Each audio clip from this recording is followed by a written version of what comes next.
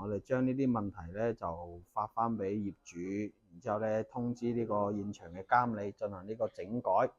係啦，好呢啲係啦，各位觀眾，依家嚟到第7套工地，仲係喺呢個潤和明居啊！呢套係一個接近收尾狀態嘅一套工地啊。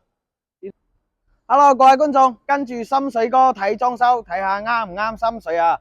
呢集視頻咧，我哋係跟住呢個項目部啊、工程部咧，所有啲監理一齊到呢個每個工地去巡查嘅。巡查咧，我哋係隨機抽檢嘅工地啊。而家嘅話，我就帶住大家一齊過去睇睇。好 ，Go Go Go！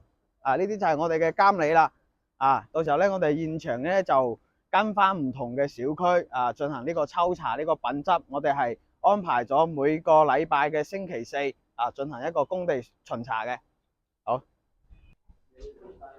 係啦，各位觀眾，接下嚟咧，心水哥以第一人稱嘅視角啊，入到嚟咗呢個工地現場。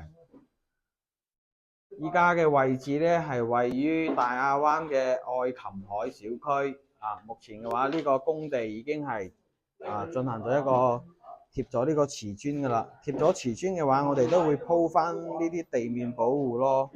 係啦，然之後咧做咗呢個防水，已經喺度做緊防水呢邊。呢個係一個複式單位啊，呢度有樓梯上去。我哋工程部嘅總監咧會進行一個工地影相，然之後咧上傳到個業主個群組度，更新翻呢個裝修嘅一個進度啦，同埋咧我哋一個現場施工嘅一個品質，同埋呢個質檢嘅檢查。如果係遇到啲不符合工地呢個施工要求嘅話，我哋係要求師傅整改，同埋咧要監理進行呢個整改㗎嚇。依家師傅喺度施緊工，貼緊呢個瓷磚。瓷磚嘅話，我哋都係睇翻呢個平整度啦，同埋咧呢個貼磚嘅留嘅呢啲罅隙嘅要均勻，到時候咧做呢個尾縫。然之後咧呢邊係都係做咗防水㗎啦。然之後咧上到嚟呢啲複式單位嘅話，佢係有一個2樓嘅。依家就跟住鏡頭就上嚟啦。呢度2樓嘅話，目前一個狀態咧都係貼咗呢個瓷磚同埋咧做好咗呢個水電㗎啦。嗱，呢個工程部余總監依家就影相發翻呢個業主群組度。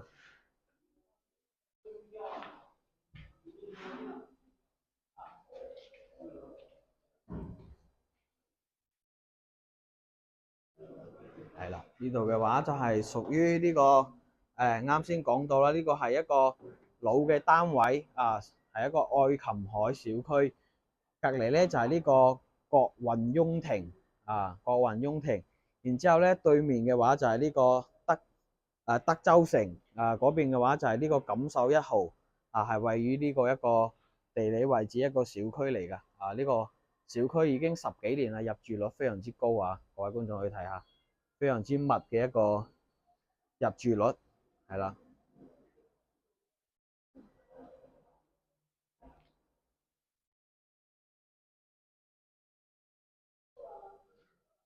去到呢度呢個瓷磚啦，到咗。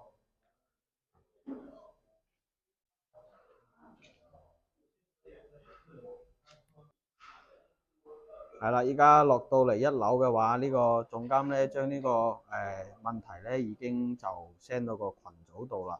我哋將呢啲問題咧就發翻俾業主，然之後咧通知呢個現場嘅監理進行呢個整改。係啦，好，呢個工地咧就巡查到呢度啦，我哋就即將就下一套工地㗎啦。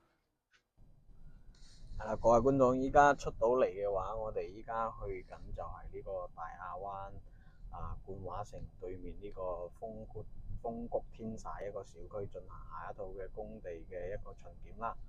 然之後咧帶大家睇翻呢邊嘅話就係呢個冠華城嘅3期啦。3期嘅話，目前嘅話我哋都有比較多嘅呢個在建嘅工地，同埋咧呢個唔同嘅風格嘅設計方案都有啊。呢邊嘅話都係一啲在建嘅樓盤啊，嗰邊嘅話就係呢個風谷天璽，然之後咧前面就係呢個容家國運啊，再右手邊過去咧就係呢個龍光城啦。好緊要，你怎麼知道嘅？係啦，依家就上到嚟咗呢套單位噶啦，目前嘅話係一個水電完工嘅一個狀態啊，呢個嘅話就係我哋公司標配嘅呢個水電嘅一個線管啊，依家係一個做完水電嘅狀態，同埋咧我哋到時候現場嘅呢啲沙啊同埋咧水泥咧，我哋都會現場堆放好。然之後咧，呢套單位個頂上好多發展商係有做開呢種原先係批咗呢個荔枝粉嘅，我哋一般都係要全部剷開，然之後咧重新用翻我哋嘅荔枝粉，因為咁樣嘅話，佢一個黏合性咧同埋呢個穩定性會更強啦。因為發展商用嘅唔知係咩品牌同埋呢個材料嚟做，有可能我哋喺上面直接批荔枝粉嘅時候咧，有可能使用嘅年限會好長，有可能會跌落嚟啊，所以我哋都係建議全部要剷咗佢嘅。然之後咧，廚房呢度嘅話都係做咗呢個水電噶啦。然之後咧，呢條喉咧就要到呢個到時候嚟工嘅時候咧，將佢包起身。各位觀眾，呢度可以同大家講下呢度係預留咗3條管嘅。呢度係放一個熱水器嘅位置啦，同埋咧呢度點解要整3條管咧？因為好多如果業主想做到呢個零冷水嘅熱水器嘅話，佢係需要3條管有一條回水喉嘅。當然如果做咗2條喉嘅咧，都有辦法解決呢個問題，就喺末端加一個 H 閥都可以抽個凍水翻嚟解決咗呢個問題㗎啦。係啦，然之後咧就睇下啦呢啲水電完工嘅一個單位之後咧呢邊係廁所啦，廁所做埋咗呢個臨時嘅一個蹲便啦，同埋咧呢啲我哋嘅水管全部上牆咧都係沿住呢個牆邊去走嘅而家做咗一個長排嘅排水，呢邊嘅話係做咗一個洗手台外置。呢啲接駁位嘅話，我哋都係會整翻呢個錫箔紙啦，屏蔽呢個信號嘅干擾。呢度有一個細嘅房間，應該係衣帽間嚟嘅，然之後咧打通咗㗎，到時候呢個門應該要封起身嘅，封起身呢個門，改咗個門洞嚟呢邊。個主人房細單位呢套細單位已經水電完工㗎啦，都係一樣我哋工程部嘅總監會影翻啲相翻個群組度同啲業主更新下進度，同埋咧我哋一個現場檢測嘅有冇任何嘅一個唔按標準施工嘅問題。個陽台係啦，依家我哋就嚟到咗第3個小區工地呢個容佳國韻容佳國韻嘅話，呢套工地咧已經係一個木工完成啦，而家黐緊磚業主嘅話係換咗呢個大門嘅呢度係換咗一個呢個新合金嘅一個大門。呢啲大門咧款式比較多，同埋呢個性價比都比較高入到嚟嘅話，地面嘅磚已經貼好啦，呢度就預留咗一個鞋櫃嘅位置，呢度咧就全屋就做咗呢啲叫長固，黃色嘅叫長固。有啲觀眾朋友咧可能又會問啦，點解有啲工地需要做，有啲工地唔需要做嘅咧？呢啲咧我哋係睇翻業主個人嘅需求，可以個性化定製同埋咧。有啲小區如果冇必要做嘅，係可以唔做呢個長固㗎然之後咧，呢度係廚房嘅一個位置啦，而家已經係做好咗呢個防水，同埋你呢條喉都包咗㗎啦。貼咗瓷磚，呢個全屋通鋪嘅，全屋通鋪嘅話，佢會將呢個客廳嘅瓷磚咧都通鋪埋入個廚房。然之後咧，我哋貼磚嘅時候咧，我哋一般會摸呢個磚嘅一個平整度啦，呢個4個角嘅一個平整度啦，檢查仲有敲下呢個空鼓嘅問題。呢個就係封咗一個窗噶啦。依家呢度佢就係呢個過道先吊咗頂嘅，客餐廳係冇吊頂嘅，同埋咧呢條過道嘅話有梁嘅位置係吊咗頂嘅。陽台都做好咗防水，然之後咧呢度嘅話係會浸翻呢個瓷磚咯。瓷磚嘅話，我哋有分兩種，有種嘅我哋叫做浸水瓦，就係講緊朋友叫佢浸水瓦嘅呢啲瓷磚就係長身衞生間嘅磚，同埋咧都有中板。中板嘅做法咧就唔一樣，佢要用到呢個瓷磚膠同埋呢個背膠啊。我哋用翻呢種浸水瓦嘅話，佢可以直接水泥上牆係冇問題，比較輕身啲。呢邊咧廁所嘅話都係做咗防水，然之後咧都試咗水啦。下一步嘅話就係回填啦。然之後咧，我哋呢個去水位呢條去水喉都係要包起身之後咧，我哋回填咗之後，再呢個用細嘅磚將呢條喉包起身，再嚟貼呢個瓷磚嘅。呢個房間2個衞生間，衞生間都係鋪好咗瓷磚。呢個仲喺度試緊水，然之後咧，師傅依家貼緊就係呢個飄窗嘅一個呢個窗台石，然之後咧，我哋依家已經係喺度貼緊啦。我哋呢個窗台石嘅做法咧有比較多，同埋咧我哋都可以用瓷磚，然之後呢度磨翻個圓邊咧，非常之 OK 嘅。如果用大理石，其實到時候鋪塊呢個地毯啲氈上去咧都睇唔到噶啦。我哋依家係貼緊呢個係瓷磚，係我哋套餐入邊有包含嘅。而家師傅喺度貼緊呢個窗台嘅瓷磚。係啦，整體嘅話呢套一個3房2衛嘅一個細單位啦。依家嘅一個施工嘅進度然之後咧，容街國運咧就係呢個龍江城隔離。其實呢邊出去嘅話就係嗰邊，呢度都睇到，嗰邊嘅話就係呢個龍江城啦。好啦，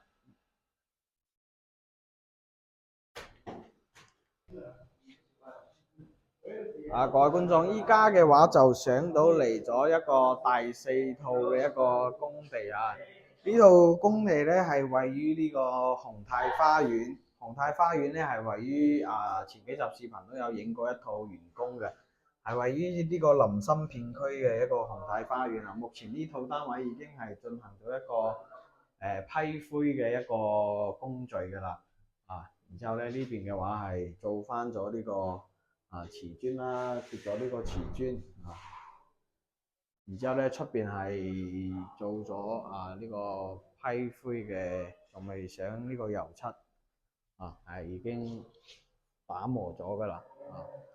呢度整體嘅話，呢度做咗一部呢個風管機風管機如果有業主話唔中意吊呢啲假天花，可以參考翻呢個吊頂我哋邊上咧就係走咗一條石膏線石膏線咧，然之後咧就部風管機咧就擠喺呢個陽台呢個趟門上邊簡簡單單。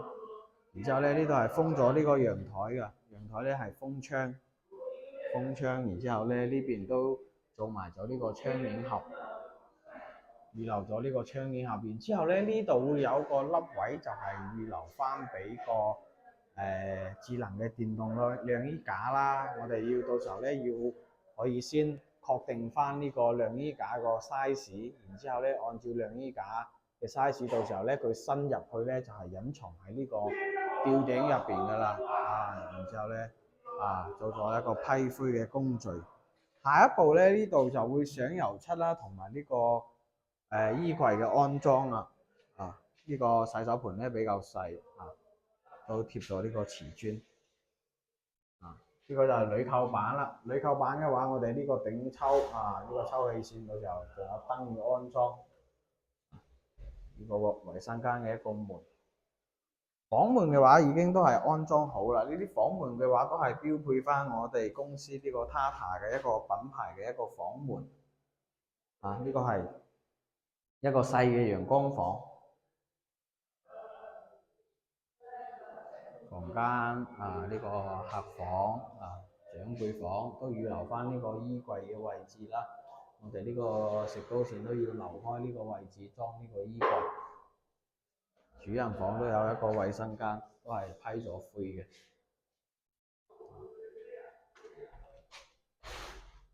貼咗瓷磚噶啦。好啦，呢套工地嘅話，整體就係依家一個施工嘅進度啦。係啦，各位觀眾，依家嘅話就係第5套嘅一個工地啊，都係呢個宏泰花園啊，呢個6座呢邊。然之後咧，我哋呢套單位咧，依家已經係進行咗呢個水電已經完成啦，已經進咗呢個瓷磚嘅材料。同埋咧，我哋所有呢個瓷磚水電完成嘅時候咧，我哋呢個金雕阻燃電線咧，佢會有翻一個叫金保姆嘅一個服務。進行一個合格嘅驗收過嘅會黐一張合格證喺度啊。然之後咧，呢邊嘅話係已經水電已經完工㗎啦。水電呢邊呢邊係廚房，廚房嘅話我哋預留翻呢個水電位呢個係管線喉，就係呢個直管線機嘅一個直飲水嘅喉已經係配咗喺現場。我哋呢度講下，然之後咧，我哋呢度係呢個廚房嘅一個入戶嘅一個總開關啦，同埋咧，我哋呢一橛點解要留咁長咧？我哋業主有可能會裝翻個前置嘅，所以我哋要留翻呢個距離俾業主裝呢個前置。呢個係一個去水喉，呢度都係鞋櫃嘅一個位置啦，同埋咧呢邊嘅話。係一個細嘅陽光房，陽光房嘅到時候呢邊都係要封窗嘅。瓷磚嘅話已經係送到現場啦，呢個係60乘於米2規格嘅一個瓷磚。呢個瓷磚係我哋一個蒙娜麗莎嘅一個瓷磚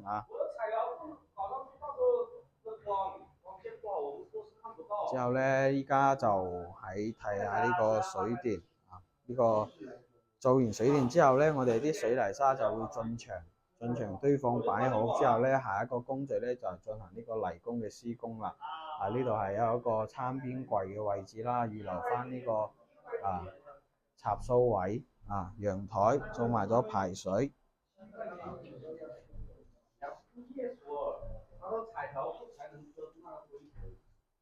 呢個瓷磚，然後咧呢邊係水電做完啦。到時候咧水電我哋喺呢個吊頂前，我哋都會預留翻呢啲線位，就裝呢個筒燈呢啲嘅。然之後咧呢度嘅話，呢度有一個插蘇，就係預留翻呢個投影啦。如果有業主有需要裝呢個投影嘅話，我哋會預留翻呢個插蘇位㗎。水電呢個係一個細嘅房間，同埋咧呢個係一個4個房4房2衛仲有帶衣帽間呢個120幾平宏泰花園嘅戶型，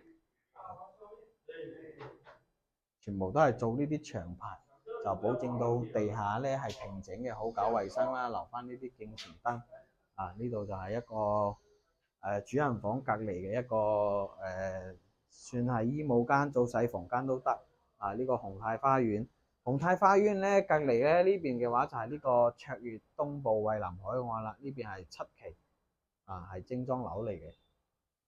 呢條就係平山河嗰邊過去咧就係呢個沙田地鐵站啦，嗰邊就係啱先去嘅嗰個冠華城啦、龍崗城嗰個方向啦。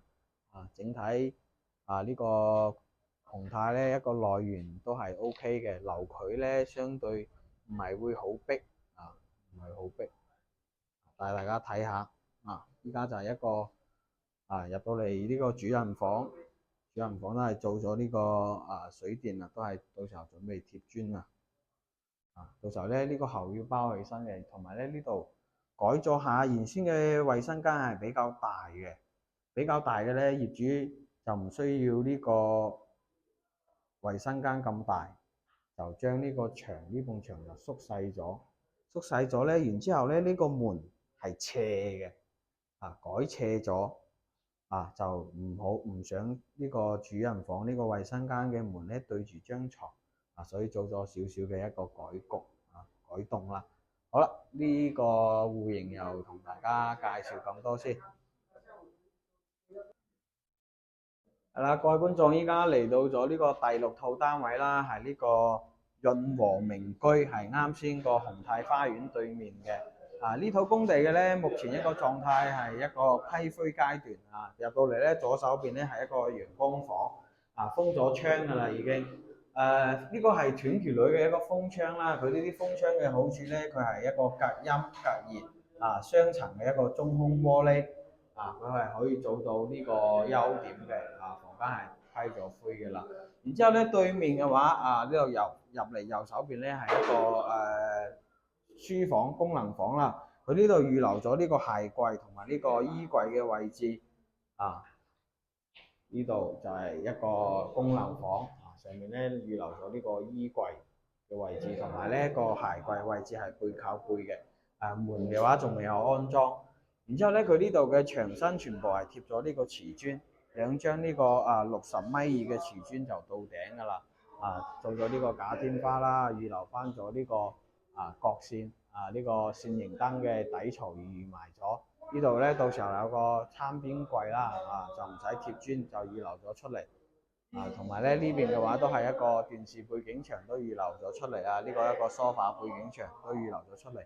貼瓷磚咧，客餐廳公共部分貼瓷磚咧都有好處嘅，但係咧都有唔好嘅地方咧，就係佢會顯得比較冰冷啲。好處咧就係我哋即使過多10年8年咧，佢依然係咁新淨嘅。呢個陽台係冇風窗嘅，上面咧就做咗吊頂，佢係吊頂嘅話一直從客廳圈過嚟，一個假天花。呢個公共部分啦，呢度都係貼咗瓷磚過道啦，貼咗瓷磚。呢度過道係墊咗頂嘅。然之後咧，房間嘅話，依家係批咗灰，裝咗呢個石膏線啦。我哋都預留翻呢個角線嘅位置啦，係啦。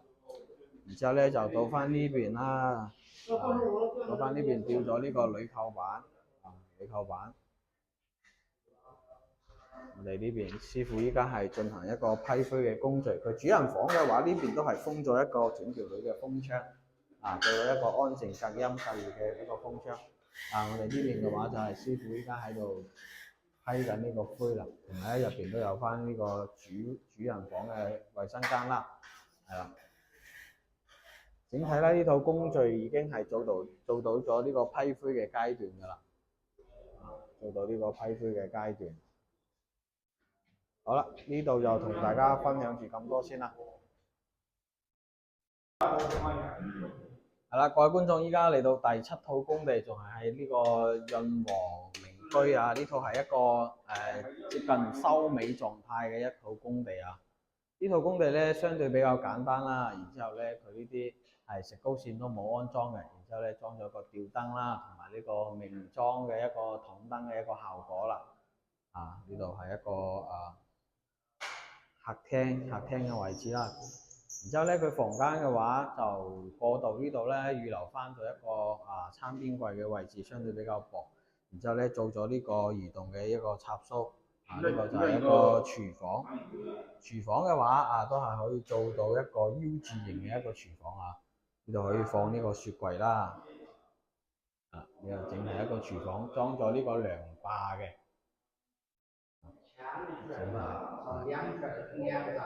然後咧，我哋會檢查翻啦一啲收尾上嘅問題啦，要進行一個執收嘅。然後咧呢邊嘅話係一個房間房間嘅衣櫃咧已經係安裝咗㗎啦，衣櫃已經安裝咗。